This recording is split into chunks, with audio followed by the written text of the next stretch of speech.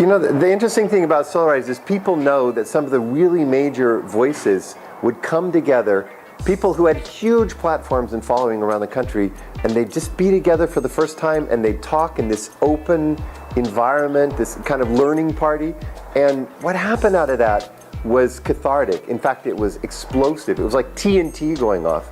And you'd have a connection between these great minds and hearts and leaders where things would just explode.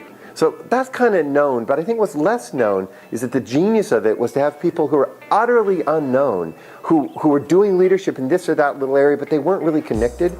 And when they came into that room and they kept the big, like the stores on the edge of the mall, the anchor stores, it kept them from dominating because there was so much new happening in between. Like all the shops in between were putting up wares, and it made the big guys get out of their ties and their straight-laced ways and listen to how you think outside the box. And I think it's that kind of that fusion of those two that made it so dynamic.